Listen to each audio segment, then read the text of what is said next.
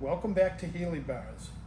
I'm R18, and today we're going to review how to bleed the brakes and get rid of the anxiety and fear at the same time.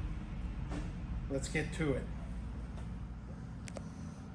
So to install our new Tour Commander handlebars on the R18 Transcontinental/B, we need to lengthen the upper brake line and clutch line, and to do so requires you remove the factory one and install the new one. Well, as long as you leave the reservoir cap on, when you remove the line, very little fluid's going to come out.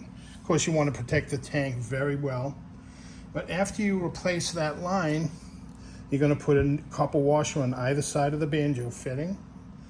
You make the connection at the bottom and at the master cylinder, and then you get into the bleeding process. So the first thing we're going to do is we're going to bleed the right side first, and the reason for that is the bike's on the side stand, it's leaning to the left, and we're going to actually turn the handlebars to the left so that the right side of the reservoir is higher.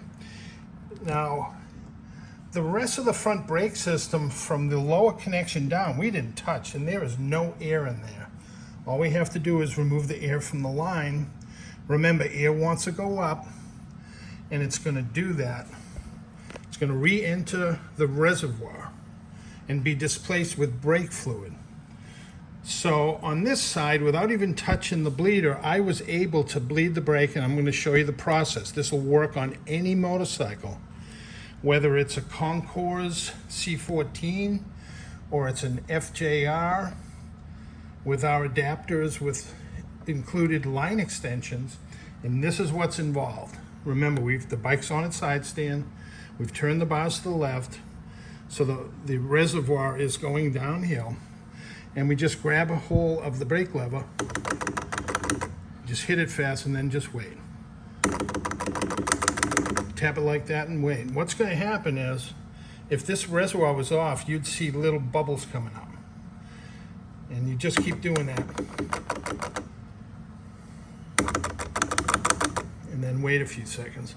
Then you're going to grab it and pull it in some and let it go fast. And eventually, you're going to feel the brake coming back. And you keep doing that, and you're going to be able to bleed 100% or nearly 90% of the air out of the system. Then with the bleeder banjo at the bottom, crack that once while under pressure and close it before you let go, and you're done. On this side, on the clutch side, because it's on the side stand, you're going to want to sit on the machine, and you're going to want to stand it up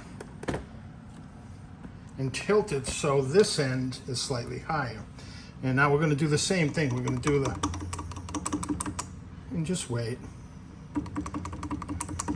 And just wait. Then you're going to start pulling it in some, and then let it go and snap back.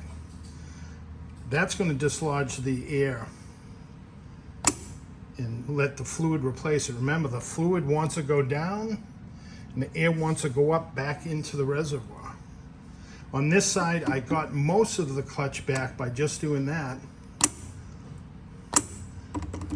And I only had to bleed it down below twice. Immediately, once it comes, it'll be done. So there's no need for a lot of anxiety about bleeding the brakes. It's really quite simple.